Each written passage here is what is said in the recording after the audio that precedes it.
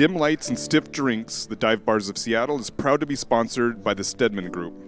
The Stedman Group is a local independent business that owns and operates Targey's Tavern, profiled here in Season 1, Episode 9, The Pogie, Season 2, Episode 12, the Duval Tavern in Duval, and Larry's Tavern in West Seattle. All of us here at the podcast are pretty tough critics when it comes to how the local dive bars are being run, and we have always been extremely impressed with all the dive bars owned by the Stedmans. This is because all drinking establishments, especially those that have been around for a while, each have their own unique character and charm, and it's obvious when you walk into a Stedman's bar that you are devoted to maintaining that tradition. And for that, we raise our glasses and cheers.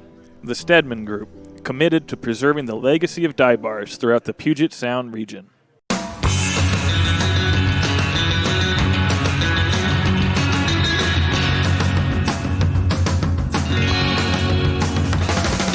Hello.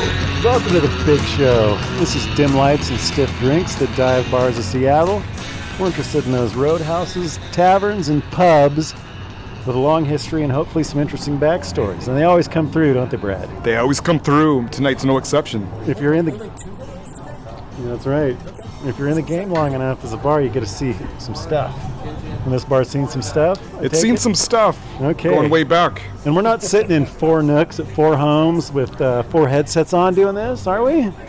Nope. Yeah, we are surrounded by beer signs right now. Cypress Hill is just playing on the radio. Yep. Beers are being drank around us. We record live and hang one on in the places where bad decisions are made and money is lost. On pool tabs, which you can do here. This week we are at North Shore Pub in beautiful Kenmore. Yes, underneath the sounds of the airplanes, of the seaplanes buzzing above Kenmore, us. They're going to come up a little later. Yeah. Without further ado, let's introduce the crew. Your pilot this evening is Bob Trombley. Bob? Hey now, how we doing? You ever been to Kenmore? I've been on Kenmore Air, and I've been to Kenmore. I haven't been to this bar, but I'm a fan of Kenmore. Nice. All right. To my right is resident Suds Gourmand Jeremy. Jay, what's your handle this week? Hello. MC Pond Skipper. Okay. All right. More on that to come. To my other right's resident historian Brad the Stash Panda. Hello, everybody, and welcome to the show. Brad, you ever been to Kenmore before? Oh, yeah, for sure. Okay. I'm Sweet Lou and thrilled to be here again at the North Shore Pub, a great neighborhood bar. Brad's ready to tell us all about the history of the North Shore Pub. This incarnation of it's been around since the 50s. Is that right? No, actually, going back 3 decades prior to that. Oh. It goes way back. Nice. In fact, this is one of the oldest drinking establishments in the area. It's the oldest one that I know of in Snohomish County, and I don't even think they even realize it, like the people operating it right now, like how old it is, which is kind of weird, but it's, we'll get into all that. Nice. We'll share our information with you, North Shore Pub. Some stuff you can put on your website. Brad, Absolutely. tell us all about it. What can they put on this website? Well, first, before we get into the history of this place, I do have some dive bar news. Oh. So a few items. The Blue Moon Tavern that we recorded an episode at in Season 1, Episode 3. On 45th. Is currently celebrating their 90th birthday, their 90th anniversary. No. No. 90th birthday. They're celebrating it. Nice. And the East Lake Zoo is celebrating their 50th birthday this month. And in fact, they invited us to be part of the celebration. So we will be heading over to the zoo in a couple weeks to help them celebrate their big birthday. And we have some very special guests that will be joining us, so stay tuned for that. Yeah, I am going to cry about that, but in a good way. In a good way. And then some sad news, kind of. The Mandarin Gate, the Chinese restaurant dive bar combo in the Oaks Tree Plaza off of Aurora, is closing after 38 years, excuse me. Just shouting out that was on the list for us to hit on the podcast. We talked about it. Yeah, they're closing their doors. We won't make it in time. It was one of the oldest karaoke joints in Seattle and was part of the so-called Golden Triangle karaoke scene in North Seattle, joining others such as the Rickshaw and the Baranoff. Nice. So R.I.P. to the Mandarin Gate. Yeah, Baranoff, Season 2, Episode 8. So anyway, that was just some dive bar news I wanted to go over. Now, as far as the history of this place, So the history of the North Shore pub goes back to the Prohibition era of the 1920s. In the early 20s, automobiles had started to become increasingly popular, and as a result, the construction of roads and highways exploded in order to accommodate all the new cars. Here in Seattle, the first north-south highway to be built north of the city was the so-called Seattle-Everett Highway, which connected the two towns. Lake City Way? Yeah, it's what's now known as Lake City Way or the Bothell Highway, depending where you're at. Back then, it was basically they kind of stitched and connected a bunch of roads together, and that was the highway. So it wasn't like a straight highway. You'd be turning, you'd be going, suddenly you'd have to take a hard right, and then you'd come to a stop and take a hard left to get to Everett, and they called it a highway. In this stretch of the woods, it was originally, Bothell Way. Yeah, or Victory Way. It was also known as Victory Way back then. But it was very rural. It was during Prohibition. And, the Seattle Police Department and the King County Sheriffs had started cracking down on all the speakeasies in Seattle. So These they all highways came were north. built, so they all came north where they could be out of the jurisdiction of, the King County Sheriff, Seattle Police Prosecution. Department. And they're off the beaten path because this was very rural. Back in the day, just past the county line. Just past the county line. So a bunch of roadside inns, which would eventually become known as roadhouses, started popping up. Now, a lot of these places had a southern hospitality theme to them because that's what was popular at the time. So a lot of them offered, like southern chicken dinners with fried chickeners and biscuits and honey and apple pie and, all the good fixins. Hell yeah. There was also live music at a lot of these places and ample amounts of hooch. So they soon became known as roadhouses, illegal hooch at the time, because again, this was during Prohibition. So speakeasies were what you would call illegal drinking establishments in an urban area in the city. Out in the rural, they became known as roadhouses, but they were kind of one and the same. One was just a country version of the city speakeasy. Chicken wire on the dance, chicken wire on the stage, maybe? Yeah, it was kind of countryish, Versus especially on this the, stretch. Punk bar. Yeah. Well, and because most of these places had a southern theme to them, you saw that reflected in the name, such as My Southern Home. Others kind of invoked the days of slavery, such as the Plantation Inn and Uncle Tom's Cabin. And the North Shore Pub that we're sitting in now was originally one of these southern-themed roadhouses. It was a place known as the Dixie Inn. And like many That's of the not other, too bad. it's not too bad. There was definitely far worse. There was some very extremely racist names for some of these roadhouses out here. So this was pretty tame. And like many of the other Bothell Highway roadhouses, it was continually being raided for serving booze. Somehow, though, it managed to remain open throughout the entire 20s and well into the 30s after Prohibition was repealed. Once Prohibition was repealed in 1933, the Dixie Inn could now legally serve beer and wine, which they did.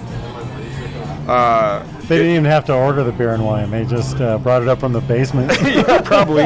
Yeah, they already had their Already. supply, yep. So I can actually have it above the bar instead of below? Yeah. All Yeah. right. But yeah, they managed, despite several police raids, they managed to stay open. So they've been continually operating since the 20s. Grease the right palms. Grease Yeah, the right paying the palms, right people, and for that was sure. a lot of it. Yeah, in fact, in 1931, the Snohomish County Sheriff tried to get the Dixie Inn closed down after one of its patrons left the bar and mowed someone down and killed him, drunk driving. But the Snohomish County Commissioner refused his request to close it down, which tells me that definitely some palms were He being might be greased. on the Yeah. take. Yeah, for sure. No, they're okay. Don't punish them. Yeah. Yeah. I'm not closing that place down. Let's get away from the wife. Yeah, for the right amount of money, anything was possible. It became the Inglewood Tavern in 1936 and was owned and operated by a family whose living quarters were at the rear of the tavern. Love that. The Inglewood Tavern was sometimes called the Bucket of Blood because of all the fights there.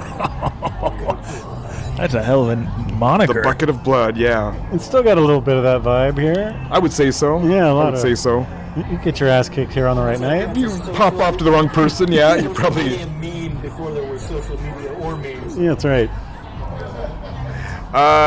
And we do have a couple crime stories to go along. So cue the crime music, Satan's Pilgrims.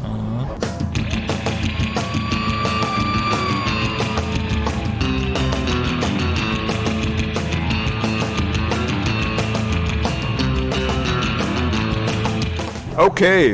In 1939, the Inglewood Tavern was looted by burglars who stole a bunch of money from 2 pinball machines and also made off with some of the punchboard prizes, including a shotgun and rifle. You could win that at the bar? You could win that at the bar. Fuck, I Those wanna were go the to that punchboard bar. prizes. Ah, the good days. I imagine they were up on the wall, you know, like where all the prizes are. Yeah. But can you imagine going to a bar now and there's a shotgun and like a rifle up there being offered as prizes? Honey, I want a Winchester. Yeah, times have changed for sure. This is kind of a dark one. In 1944, the owner of the Inglewood Tavern, a guy by the name of John Bangert, was accompanying one of his female employees back to her house. She was a new hire, didn't feel safe walking back, so he agreed to drive her home. Once there, they got out of the car, and the female employee was walking up her driveway, and he was walking a few paces behind her to escort her to her door. And the woman's husband was home, heard footsteps, looked outside, and all he saw was his wife coming up with this shadowy another man. figure walking behind her. Didn't know what was going on, grabbed his rifle, and shot John Bangert dead, the owner of the Inglewood Tavern. Bucket of blood. Oh, Yeah. Wow. Just trying to do a good deed. Yeah, he didn't know. He thought, it was like some rapist or kidnapper or something following his wife. So they called the police right away. The police came out. He was arrested, but was later acquitted when a jury found out, it was just a tragic mistake rather than intentional murder. Nowadays, he'd be talking about how he was standing his ground. Yeah, I know. It would be a whole different And that was conversation now. that was the manager. That was the owner of the That bar? was the owner of the place. Well, now what does she do for employment? He just whacked it. Yeah. Unfortunately. Yeah, there's no good ending there all the way Yeah, that's around. sad, man. Yeah, it was a Yeah. bad story no matter how you slice it. In 1950, the tavern was acquired by a new owner who moved it across 68th Avenue to where it stands now and renamed it the Kenmore Tavern. So this wasn't its original location. It was across the street where Super Supplements is. Yeah. Okay. Shout out Super Supplements. Was not there in 1960. But the sign out front, the really cool, like old school neon sign, I assume that was its Kenmore when it moved here as the Kenmore Tavern. Kind of has that 50s era Has that vibe 50s to era it. vibe to it. Yeah. So I think that goes back to the 1950s, I'm pretty sure. In the 80s, the Washington State Liquor Control Board paid a visit to the Kenmore Tavern after they received some complaints. And as a result of this visit, the Kenmore Tavern was fined and had their liquor license temporarily suspended. Oh, bullshit. Do any of you guys want to take a guess as to what the violation was? Serving underage minors. That would Nope. have been my guess. No, Was it dancing with your shirt off? wasn't that. It wasn't exposed male nipple. Guns for the punch. Yeah, good guess, but no. All right. It was for allowing a dog on the premises. This was in the 80s. But it's wild. When I read that, it made me realize like how much times have truly changed regarding dogs and stuff. Go to because- norms. And, I'm on the other people- side of the political issue now. I'm like, why is your fucking dog at QFC? Isn't that weird? Yeah. I'm same. I'm a lifetime dog owner. The liquor control board. Yeah. Dude, I was at the You're that guy. I was at the already did it. Alderwood Mall I a couple used months the ago, power of the and there were show. I passed 2 different people that just had their dog on a leash, just as though they're taking their dog on a neighborhood walk inside the mall. Yeah. Like crazy. But the ones in the grocery store really irk me, man. I had this one where this guy was like, distracted by looking for something on the shelf. He had his dog on the leash. It was stretched all across the aisle. No one could get past him. And he was like completely oblivious that no one could pass through him because of him and his dog. And it was just like, come on, man. Potential political diatribe coming forth for anybody listening to the episode here. Yeah. But I'm with you, Lou. And I'm a dog lover. So is Lou. We have That's both. right. We're both current dog owners. We've been previous dog owners. We love dogs, but they There's don't. no time for They don't have to go everywhere. I don't know. We're probably going to get some bad response to this, maybe some hate mail, but I don't know. Yeah. And I'm not tempted at all. If I took Byron, our beagle, into a QFC, you would fucking know he's in QFC. Like, woof, woof. Yanking, pulling bread off the shelves. Like, Yeah. Going to the deli Eating a counter vodka looking muffins. for Yeah, I think my dogs please get that out. wouldn't be too much different. samples of ham at the deli. ham. Sample table goes down. Yeah. Yeah. But we have recorded at a couple places, like a couple like taverns and stuff that were dog friendly. That doesn't bother me so yeah, much. bars are cool. Bars are cool, and they're usually sitting down and you know, for the most part being well behaved. Well, if the owner's taking him to a bar, they know he's Yeah. relatively socialized. I'd imagine. Yeah, And chill. Yeah, and chill. or not. They Yeah. wouldn't be there. Yeah. But anyway, I digress. Yeah. So it operated as the Kenmore Tavern until 2002, when Craig Fuji and Steve Hamilton took over the old tavern and christened it the North Shore Pub. So it's been the North Shore Pub for, 22 years now? 2002? Today, the North Shore Pub is a popular watering hole where locals come to drink beer and watch a game on one of its TVs. They got a pool table. I think did I see a foosball table in there too? That's cool. Yeah. Yeah, they got like a cool layout. They got pull tabs. Definitely they got Come pull lose tabs. some money at the Yeah. North Shore. Cardboard cocaine. And We they got have you covered here. live music here sometimes, DJ nights and karaoke nights.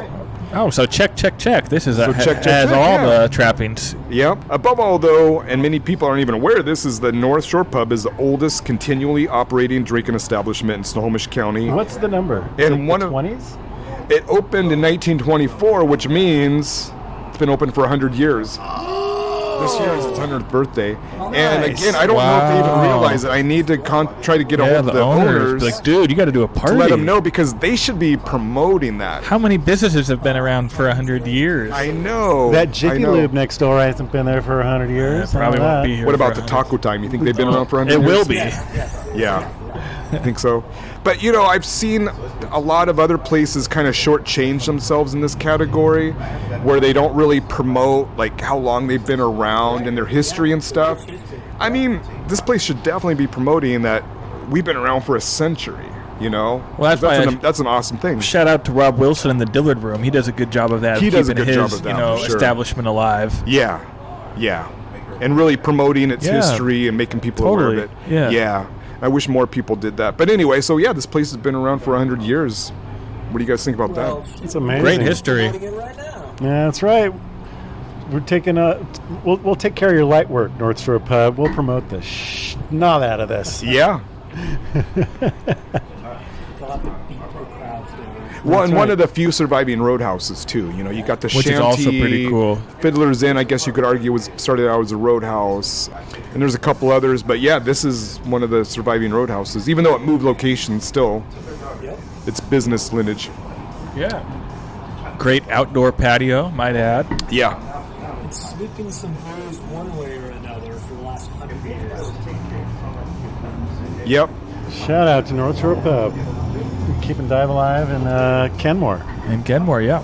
They've been around 80 years longer than Kenmore was a city. Right. Literally. Yeah. It Yeah. wasn't incorporated until 1998. Yeah. So, yeah. Well, it's funny when you look at the corporations in Washington. That's right. Yeah. Well, it's funny when you look at the old Roadhouse, because, you know, I got a bunch of Roadhouse memorabilia, old menus and stuff like that. There's no addresses.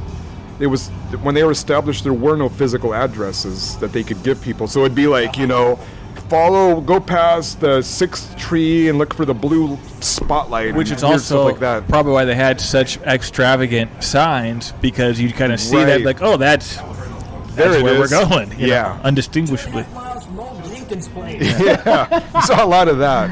Yeah. From the old Jenkins place. That's right. But yeah, you're correct. This was before Kenmore. That's awesome. And remember in the Shanty episode, we talked about how the roadhouses up here, they had like a giant crow's nest. It was like a little, 100-foot tall lookout. And when there was nothing, you could see a cop coming up the road from miles away. And Sound the alarm and Yes, everyone yeah. escape out through their tunnels. And love it. Yep. All right. North Shore. North Shore. Going strong for 100 years. You mentioned some guns available for winning punch boards back in the day. Yeah. I don't know if you're aware, but the property that we are sitting on, before it was even developed, before it was anything, and this was like woods, was owned in the 19th century by Philip Remington of Remington Rifle. Oh, okay. Sold it to somebody who sold it to somebody who sold it to somebody who ended up naming Maybe you sold some rifles to the Dixie Inn, and that's why they had it on the wall as prizes. That's right. Philo Remington, shout out. That and an Uzi. And a Uzi, yeah. But what are they drinking at the North Shore Pub, Jeremy?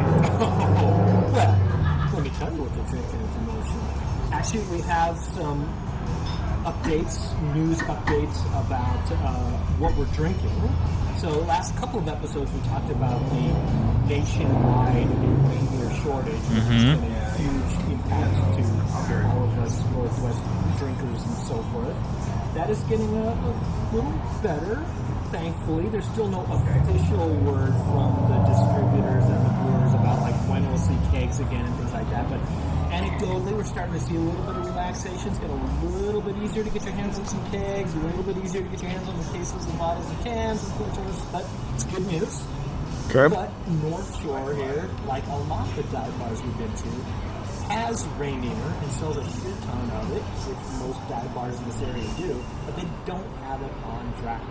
So I saw a PBR up there. that's right. They got PBR and draft. They got Budweiser, got Coors Light. They got the Staples. dive bar Dive bar. triumvirate. That's what it is. You got them all. The trifecta. Yeah, for sure. But they don't have Rainier on draft. It's actually pretty common. Most of the dive bars we've recorded at, very few of them have Rainier on draft. A couple of them did, but most of them have it on their cans and bottles. Who doesn't love going into a dive bar and getting a tall can of Rainier, right? Tall boy. Yeah. Rainier, Ice cold bottle. yeah, you get yourself a shot of whiskey and a beer back and something. It's classic. Right? So it's understandable. Not a lot of places have the Rainier on draft. However, Island would be good. Next place we go that has Rainier on draft, we can do a little bit of survey work amongst ourselves here. The classic question: is the beer better on draft than it is in bottles and cans? That's a good question. I might say bottle, just for the simple fact that you get to play a fun little game of pop the top, and then you get to play Read the symbol. Yeah, right. Yeah. That's a classic. That's a little entertainment. Added entertainment with the bonus value of your beverage. And sometimes all you get is a little R, and you're like, I thought that used to mean like you could cash it in for a free beer at certain places. I don't know if that's true. I think that's an urban legend. It's kind of like, remember those I get a free one with this, right? Yeah. those lollipops when we were kids, and if you had one with the Indian with the star on it, you could get a free one. Yes. The Dum Dums, that's what they were called. And you could trade that in, yeah. But I tried that when I was a kid because that's what I was told, and the cashier was like, "Get out of here, kid!" Move along. Like, he didn't know what I was talking about. I'm going to call your mother. Yeah, it was just an urban legend, and I went in there thinking I could get a free. Brad, I haven't thought got about kicked that out. in years. Yeah. Yeah. But I think it's the same thing with the Rainier caps. Yeah. Urban Wishful legends. thinking. Yeah, wishful thinking. I don't think you get free. Drunken wishful thinking. How about you, Lou? Do you stand by better on draft versus cans or bottles? Where do you sit on that? Well, for Rainier, I mean, who's to say? I think it's bottles. You're like, makes no difference? You like the Yeah, bottle well, too, just Brad? because, like you Bottles, said, yeah. it's I do too. I think it's surprising how many crisper, people cleaner. don't have I it do. on Yeah. draft. Yeah. Yeah. But a lot of people have PBR and Coors Light. PBR on draft, very, very common. But if it was me, I'd much rather have a Rainier on draft. Hell yeah. Yeah. Hell yeah. Absolutely. Yeah, I'm betting it's better. And yeah, I'm with you. It's like I'll take a PBR or I'll take a Rainier over PBR any day. And if it's a choice between Rainier can, Tall Boy, or draft, I'll take a draft for sure. Yeah. That being said, did PBR give you guys gut rot ever? If you had like 2 or 3 PBRs, kind of just would never sit well in my Yeah. stomach. I've never been a big PBR drinker, so I don't have a lot of experience with it. That was never my go-to. Yeah, beverage. Yeah. Well, the sad thing is, none of us are drinking Rainier or PBR, which is actually very common. I mean, when's the last time we had? Last week, I had one at Al's Tavern because they're the PBR or the Rainier draft. They are kings the of Rainier. Seattle. Oh, perfect. They get Also, 4 kegs a week. Make sure to go there on a Saturday, get your You're Owl out. shirt, and you can drink Rainier beer all day for half off if you're wearing your Owl shirt. Well, good point. Yeah, Because we were yeah. drinking Tall Boys. Yep. Yeah. Damn straight, because we were in the midst of that starvation in the northwest of Rainier. Hopefully, we're coming out of it. Yeah. But tonight I am drinking Elysian 98 Hazy IPA. So is Brad. As am I. Yep. Yeah, it's a good one. This is the first dive, I think I've seen the Hazy 98 on draft, so that's a little interesting. Yeah. Right next to it on the tap handles on the back behind the bar there is Legion Space Dust. You see that a which is lot. Probably 90% of the Yeah. places Yeah, that for you sure. Right. Also, next to that, Bowden. Yeah. Yep. Another popular. And Manny's, right? Oh, wow. Three most popular craft beers that we've seen. And again, these are dive bars in the Northwest. You can't exist without a good selection of Northwest craft beers. No exception here at the North Shore. Yeah, so they have all their bases covered.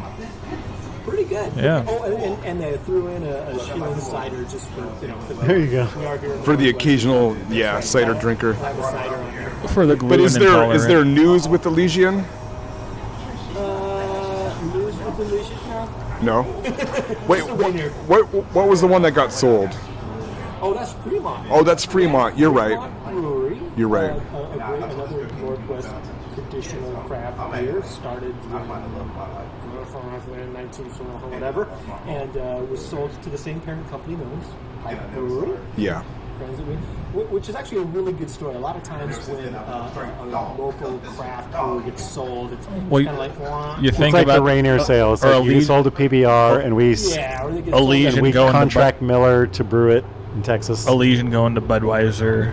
Right. And a lot of times it's like, oh my god, it's gonna be going down the tubes and InBev and giant mega corporation and whatever. But this is actually a pretty good story. A lot of those sell stories actually have good ends. Elysian's a great example. Elysian's still excellent beer despite being bought by the largest brewery distributor in the world. Right. Same thing with Fremont. Right? They got bought by A local. essentially a local. Yeah, holding company I can tell you exactly. Specialized in making sure that these local stalwart beers are around for a good long time. That's a good Which, like you business said, is a move. good thing. Well, Yeah. it's Yeah. the Wright family.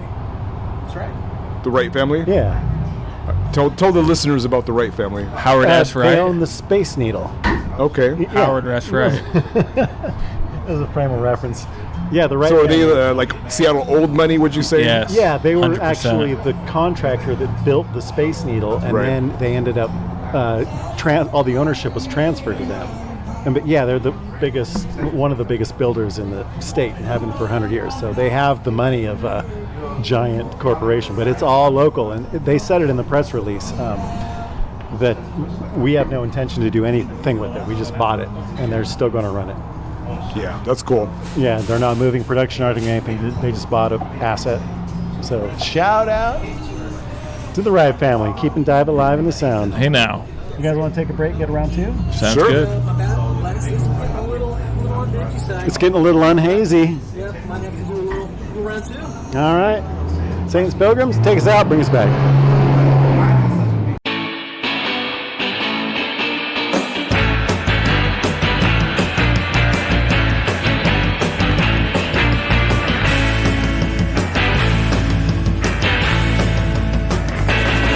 We are back from round two. Round two. Round two, I'm going to, spoiler alert, Jeremy got a bag of Doritos for round two. Tell us about it, Jeremy. Well, it's Why do you love Doritos so well, much? you know what? These are the classics. The nacho cheese Doritos are not the newfangled, crazy, spicy flavors that they have. So nothing wrong with that. I'm just No saying- flaming hot up in that? No, just some regular. I like, sometimes just like to go old school, get the original nacho cheese Doritos. A classic, right? Crunchy, good for when you're sitting in the dive bar having a few drinks. And you pretty much, that's the whole menu, right? If you want to. Do they serve food here? They do. They have a few. They have a few, snacks like Doritos and shit like that. But they also have Scott's Pizza. You guys remember Scott's Pizza? We actually had The guy some. at. Oh, that's right. Remember? Yeah, where were we at? That was Oh, Backdoor Pub. backdoor. Somebody bought it for us. And North City. In North City, City, that's yeah. right. That's Scott that's the was one I actually remember, there yeah. Baking them fresh at North City. They have them. Scott bakes them fresh, freezes them, brings them on over to North Shore, and you can order one. They have a Hawaiian, a pepperoni, and cheese. And they are heated up in the world's finest microwave, so no worries about fresh. Are you saying they have Chef Mike working? Yeah. I think They have an oven, probably. Oh, that's a sneaky hit, man. Scott's Pizza's delicious. Yeah, shout out to Scott's Pizza. I don't know if I'm going to make it out of here without a Scott's Pizza tonight. Shout out. I recommend the Hawaiian. I do too. Oh, so good. What are you drinking for round 2, Jeremy? Well, you know what? I was thinking about some different things. We were talking about Rainier and all that, but I went with another standby, Bodhisattva. Can't go wrong. Georgetown. A classic. I actually haven't had it in a while, and I was gonna kind of compare and contrast. Bodhisattva, like slightly hazy IPA compared to the Elysian 98, which was the very, very hazy, like a milkshake style. You know what? I'm gonna stick with the Bodhi. I think that's my fave tonight. Nice. And what you drinking there, Lou? Looking pretty tasty. After all that talk about Rainier, I had to get a tall boy. Hell yeah. That's right. Not on draft, but I do have That's a tall what I'm boy. drinking too. And Rainier that's what tall boy. Brad's drinking too. Even better on draft, so I've heard. And so I've heard. Yeah. Nice. So you want to do a little where we at? Well, yeah, we're well. First of all, let me say, like, some of the listener might be saying, "Hey, wait a second, you guys are in Kenmore. That's not in Seattle. That's not even King County. What the f is going on?" Seattle adjacent. Relax. That's right. We're Seattle adjacent. We're close up. I can practically see Seattle from here. Right. We're pretty darn close. We're actually very, very close to a lot of where some of us live. So it's like it's all good. You know, and like you said, this used to be way out in the boonies back in the Roadhouse days, but now it's practically Seattle. It's Lake City. Lake City. Or it's Bothell, depending on which way you're coming. Right. Yeah. But, you know, tell us really, where are we at, Lou? Where are we at, Lou? Come on. Where this land was purchased in the 1860s by the Puget Mill Company. So it's a lumber town run by lumber barons Pope and Talbot. It's good names, right? Yes. They sold 200 of their acres of what is now Kenmore to Jeremy's favorite guy, Philo Remington, son of the Remington founder. And then 5 years later, he sold it to his son-in-law, who then leased 120 acres to the previously mentioned John McMaster. 120 acres and a mule. 120 acres. So yeah, for a listener keeping score, Pope Talbot, Remington, McMaster. McMaster opened a sawmill. Drink! Every time we say sawmill on the show, it's time for a drink. In the area, right? Yeah, it was the first one. It made a shingle mill. And so settlement of workers soon followed, and so now they needed a name for the place. And that's how McMaster is the one who named it Kenmore. It's named after Kenmore, Ontario. Shout out to our neighbors of the north, sister country Canada.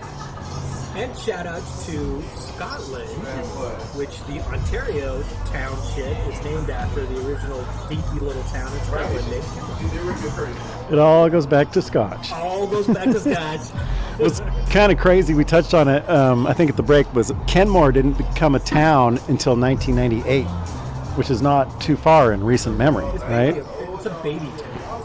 It's a little toddler town. Yeah. Yeah, they were unincorporated King County forever, and they were holdouts. They voted against making it a town 6 times. They were like hippies, like, no, man, we want to do our own thing. Well, kind of like Shoreline. When did Shoreline become a town? That was like late 90s, right? Was it 95? Yeah, Okay. That's right. Yeah, lots of little baby towns. Kenmore is so young, they don't even have a gang yet.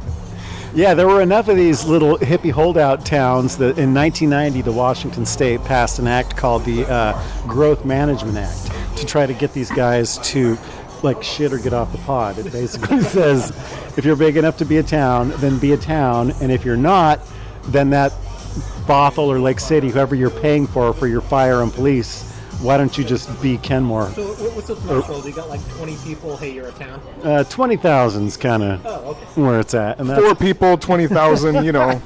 Somewhere in there. 20 in there somewhere. Yeah. Yeah, and they chose to be their own thing in 1998. They said, okay, we're not going to be Bothell. Imagine the party. We're going to be Lake City. Imagine the party back then. Let's go back to sawmills for a second. Drink. Do you know that what occupies the Kenmore land founded with John McMaster's shingle mill? I do not. Kenmore Air. Oh, okay. Yeah, when you talk about iconic Seattle, you got to talk about being on Lake Union and seeing the yellow. Boonies or something, right? Exactly. They've been around a long time. They have been around a long time. See them dive bombing on the Lake Union, coming in on the skids. Kenmore Air isn't some mom and pop air taxi service. It's actually one of the largest seaplane companies in the world, largest in the U.S. Ooh, Yeah. Shout out to Kenmore Air. Which means they have 25 planes and 52 pilots. And despite me saying earlier it's not a mom and pop, it is a mom and pop. It's still a family-owned business. Three guys started Kenmore in 1947, Bob Monroe and Reg Collins, mechanics. Take a plane up to Victoria. That's right. Kenmore. Take a plane to San Juan's, go to That's right. Victoria, San Juan's. Rosario Resort. I've always wanted to take one of the San Juans. That's on my It's bucket beautiful. list for sure. It's 45 minutes. You're right there. You can't beat it, man. So you've done it? Yeah. What do you do for transportation once you get to the San Juan Islands? Well, it Oh, drops you fucking off. Bob, he's got his Humvee on It the other drops side. you He's off. got his Yeah. Denali on this if you're side. staying at Rosario, which you can book it and stay right there at the hotel, or you just have your friends pick you up on the other side Okay. and just tell them when you're going to be there. Because there's a nice little bar they drop you off at. You can have a beverage and look over the bay. So yeah, it's beautiful. There's a few lodges on the islands that have their own fleet of bicycles. Hop on a bike, cruise around the island. There you go. There you And go. Sometimes they have canoes that you can rent. If Heck you are yeah. really adventurous, you can island hop on a canoe. Sure, what could go wrong there? Yeah, exactly. A few drinks. So yeah, the whole thing started with two guys, two mechanics from Pan Am and World War II pilot. And they got a $600 plane. It was actually a dunker in Lake Union. They salvaged it, brought it back to life in their garage, No kid. and then they had Kenmore Air. And so Oh, no shit. on Wow, their great first story. flight, the guy Mines, who was flying it around, there was a guy driving by on the Bothell Everett Highway, 1946. He saw the plane, he kind of tracked it down, thought it looked really cool, and was like, "Hey, do you guys offer flying lessons?" And they were like, "Sure." And they were in the flight instruction business. Well, That's I how was they going to got say, started. I've actually seen that posted. You can still, I believe they will still Yeah. teach you to fly till this day. So if you want to Yeah. learn and you got the money, you can be your own seaplane pilot license. That's right. That'd be Be your cool. own seaplane. Flight instruction's still available. GoFundMe page maybe for all of I've always All wanted of us to to do become that. pilots? Yeah. Yeah. So when we retire up in the San Juans, we'll be able to get to, my pilot's license. yeah, hell yeah. So yeah, after that, they got a reputation as like bush plane badasses. In 1950, there was a guy who found a huge copper claim in Nowhere, Alaska, and he couldn't find anyone that would take him there. And Mines was like, "Yeah, I could probably pull it off." And so, co-founder Bob Monroe, aside from being a badass mechanic, is also a badass pilot. And so he took him up there, and he became an expert in landing seaplanes in the snow without landing gear. It was, yeah, pretty. Sounds sketchy as fuck. I know, but he was the only one who would do it, and so he did 200 trips for this copper claim guy, and then word got around, if you want to get to Nowhere, Alaska, this guy can He's take the you dude. anywhere. And there was a Seattle Times fishing columnist, like a sports columnist, who was like, I've always heard about this place in Alaska called Namit Lake. Bob, you're a fisherman. Put that on your list. Namit Lake, there we go. Namit Lake, and he took him there, and the column was a huge hit, and so now they were in the fishing charter business. So Cool. Found the original coelacanths. that's right. And this one's super cool. In the spring of 1970, Monroe began flying supplies for UW up to a research station on what they called Snow Dome on Blue Glacier, which is like right on the summit of Mount Olympus. Landing was pretty straightforward, but there wasn't enough runway for takeoff, so the takeoff was literally coming to the edge of the glacier and dropping and skidding down it until you got enough speed to pull up. Whoa. Yeah. Well, that sounds fun. Yeah. High level. Something I would never do in my wildest dreams. I have like zero daredevil genes in me at all. That sounds I horrible. believe that's actually one of the pilot's license tests for Kenmore Air. You gotta go straight down. A cliff, and if you can't pull it up, then you fail. Yeah. You never wanted to be evil Knievel, Brad, growing up? No, I had the toy Evil Knievel, and that was good enough for That's me. good enough, Yeah. Have them crash through some boxes. Yeah. Zip the ripcord. Right on. So yeah, on top of flight instruction, daredevil deliveries, and then they became what you know of Kenmore Air is today, which is it's like a bus to San Juan's Yeah. or Victoria. We'll spend a little extra scratch, or a little tourist attraction. Fly it around the Sound, leaves at Kenmore, that as well, lands yeah. on Lake Union. we're all right on the cusp of the summer season. We're going to be seeing a lot of those planes in the air. Lots of tourists going around. They cruise around, land on Lake Union every once in a while. All the big tourists go crazy. Yeah. And with Colin, I mean, we can see Kenmore Air from where we're sitting out in the patio, pretty much. Pretty much, yeah. Shout out to Kenmore Yeah, it's pretty Air. much right across the street. Across the way. The plane they have is pretty cool. It's the de Havilland Beaver, built in Canada. First in 1947, Kenmore Air purchased its first Beaver in '63, and they were like, "Oh my God, this is the plane." It's hailed as the best bush plane ever because it's like a single-engine workhorse, can handle heavy loads into tight, sometimes rough environments. So they tricked it out. They put a triple prop on it that they custom designed to cut down on noise. They made more room for cargo. And the Beaver has been produced since '67, but all those yellow planes you see are de Havilland Beavers. From 60s. Yeah, they just find them wherever they can, and they restore them and bring them back Sounds to they like find new. it from the bottom of the lake, too. That's right. Aside from military cargo and stuff, there were more glamorous cargo. John Wayne, Katharine Hepburn were regular customers at Kenmore to their places in the San Juans. Yeah, I've seen it a couple times. Goldie Hawn, Neil Armstrong, and Kenny G, Seattle's favorite son. He actually had a place in San Juans and would take Kenmore Air all the time until he was like, this looks like something I could do. And so he bought his own Beaver, and Kenmore taught him how to fly it. Nice. Beaver. Kenny G's Beaver. Come on. Wasn't that a Primus song? I think so. There was another one, Han Solo, And so. Indiana Jones, the guy who fell in love with an Amish woman. Okay. Who am I talking about, Brad? Harrison Ford. That's right. Harrison Ford is also a big fan of the Beaver. He was filming a show up here, or a movie up here, 6 days, 7 nights, some romantic comedy, and there was a seaplane in it, and it was called a Stinson. And Ford's been flying since the he's early been known 60s. to be a fly- yeah. He is a pilot. So he's like, oh, let me try the plane out. He was like, this thing's a piece of crap, dude. Get the fuck out of my plane. You should get a de Havilland Beaver. And because he'd flown one 20 years earlier. It was the only seaplane flown, but he's like, if you want a seaplane, that thing was badass. And then they got it for the movie. So Harrison Ford knew the power of the Beaver. That's right. Yeah, He understood it. yeah.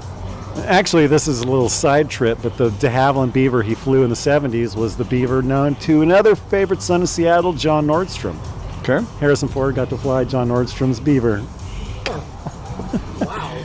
And so, after they got it, so he convinced the director, they got it for the movie, and he got to fly it around. It was like, oh my God, I need one.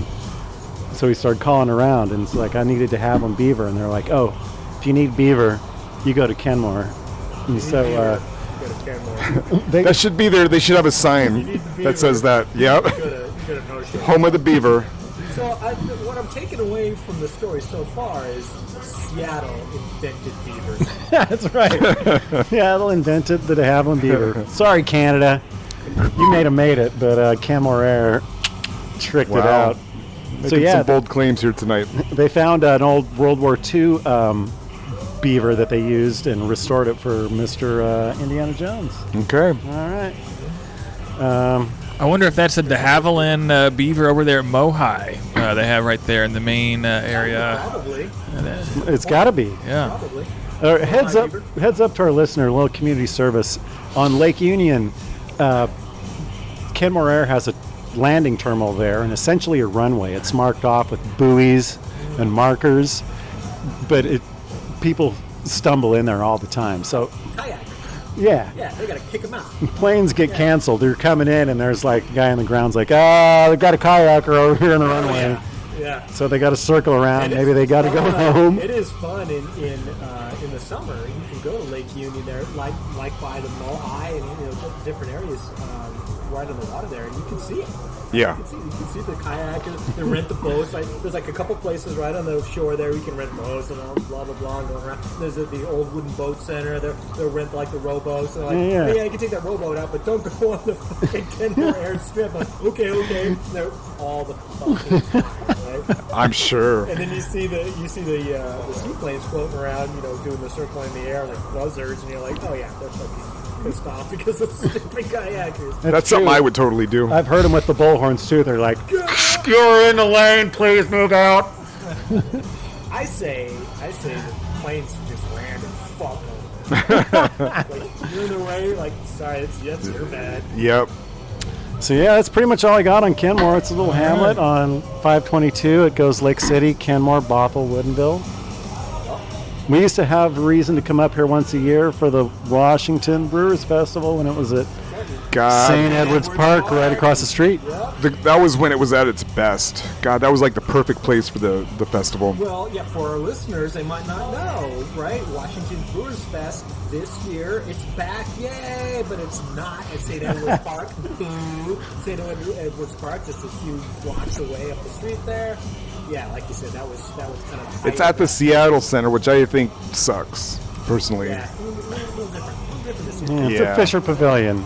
Not the same as Just like stand a on a park. lawn. I don't think we'll be recording live at the site. don't think that's going to happen. Nah, I don't see it happening.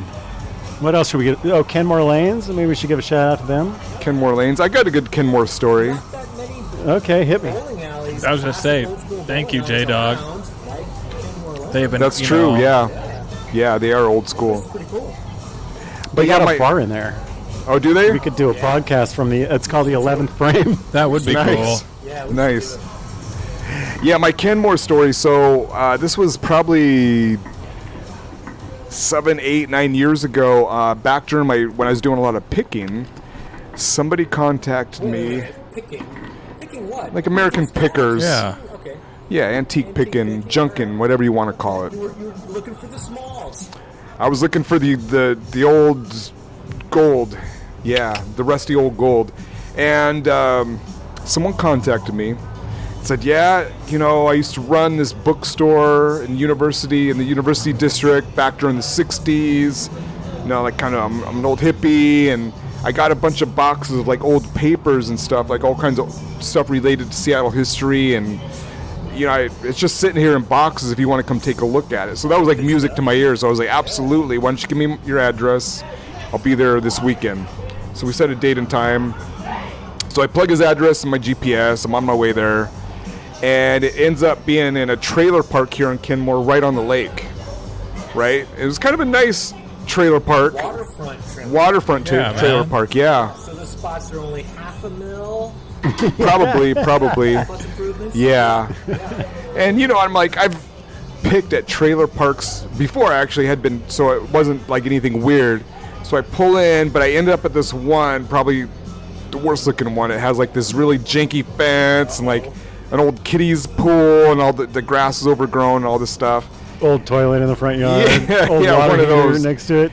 And so I'm like, okay, I can roll with this. I knock on the door, opens this old hippie guy, and this incredible stench overpowers me, like just hits me right in the face.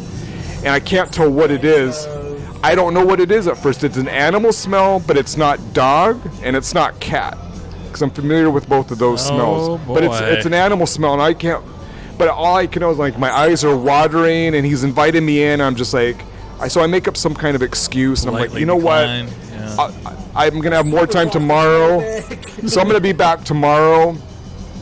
And I went home and I got like a mask, one of those hardcore masks, and this was pre-COVID, right? So Yeah, the actually- N95. Yeah, I think I had the N95. I was like, okay, I think I can do this now. And I returned the next day, and I made up some excuse, like my allergies were really bad or something.